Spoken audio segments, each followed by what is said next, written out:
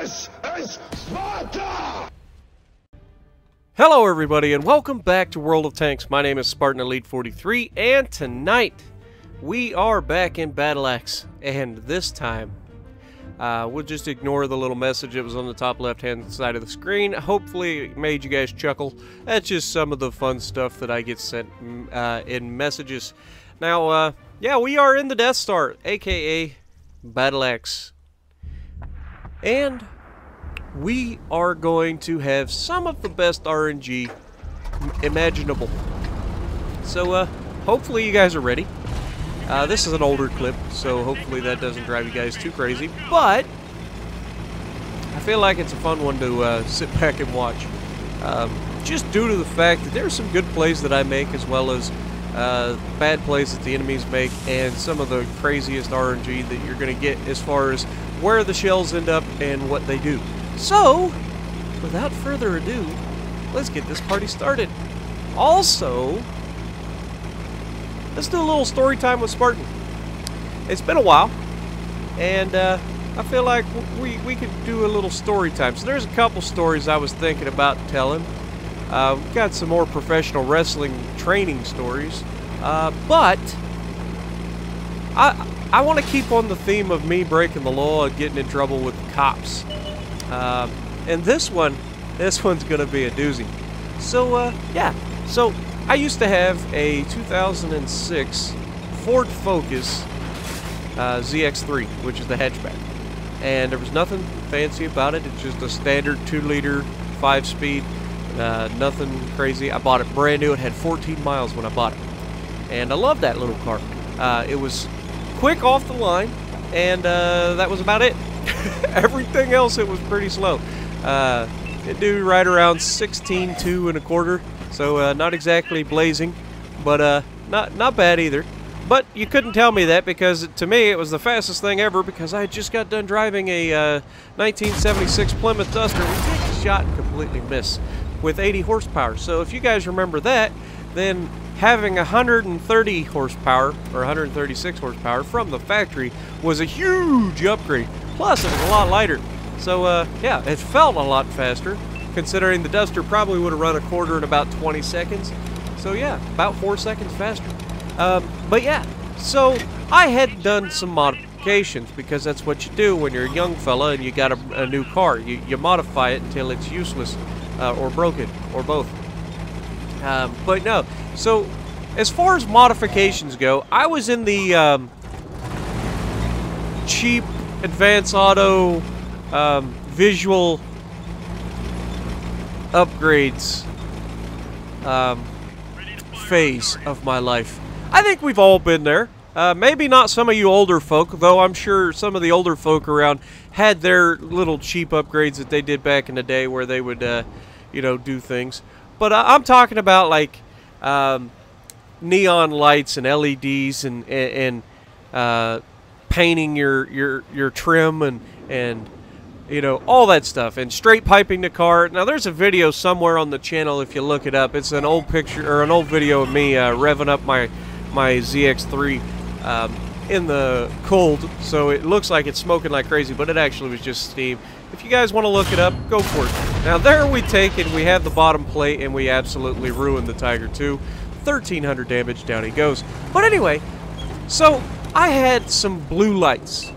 Okay, now the car was a what they called infrared. It was a metallic red. It looked very good in the daytime with the sun shining on it. It would light up. It was awesome. I loved the color of the car, but I had some blue lights on the inside, and the lights, I had one solid neon light that would just illuminate the entire inside of the car, which was nice.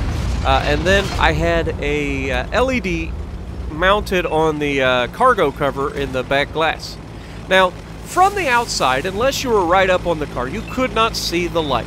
And it did move back and forth. It kind of, it wasn't really a strobe, it was LEDs, so it would just kind of like chase each other back and forth. But that led me to an issue. Now, I had been pulled over by State Highway Patrol with the lights on in my car and never been bothered about the lights, ever. I've never been told to turn them off. Never been told that it's illegal. Oh, come on, Mouskin just fired. Wait for it.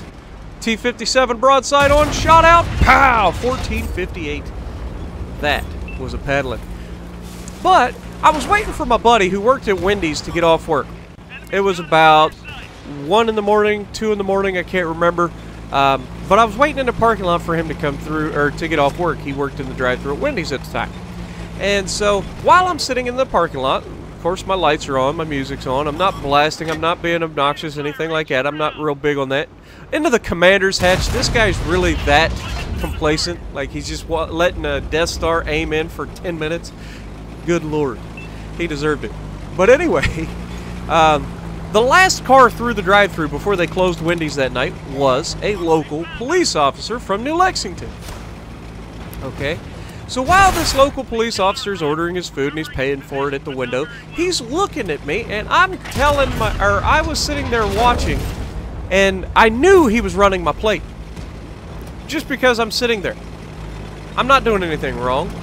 And this is the part of some police officers, now not all, this is the part of some police officers that I disagree with.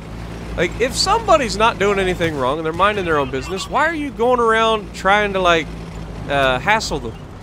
And so, this guy runs my plate, realizes where I would likely be heading, and goes across town, sits on the other side of town, and waits for me. And as I go to leave town to head back to my house, my buddy has already left. He's going to meet me at my house. We're going to do some late night gaming. And while we're waiting, I go through and I get pulled over by this same police officer. And this police officer calls for backup because it's 2 in the morning, I'm guessing. So no big surprise there. It's late in the day. So he calls for backup, and we are stuck for literally like 40 minutes before he even gets out of the car. So now it's like 3 in the morning, and he finally comes up to my car, and he's like, I need your license, registration, proof of insurance. Any reason why, or do you know why I stopped you tonight? And I was honest. I was like, dude, I have no idea why you stopped me. Because I wasn't speeding, I'm not loud, I'm not doing anything illegal. And that's when he brings up the fact that I have the lights in the car. Which, again, you could not see the moving light from outside the car unless you were right up on it. It's not like I'm driving down the road that looks like a cop behind you or anything like that. But apparently it's against the law to have moving red or blue lights inside your car, which I did not know. And I then went on to tell him, I was like, oh, just turn them off. It's not that big a deal. I didn't know that that was a thing. And he proceeds to write me an equipment violation, which was $80 plus $70 court cost. So, yeah. That's my story of one of the nice encounters I've had with local cops in my area. So, if you like what I'm doing, punch the like button, leave a comment below, subscribe to the channel if you haven't already, and as always, I will see you in the next video.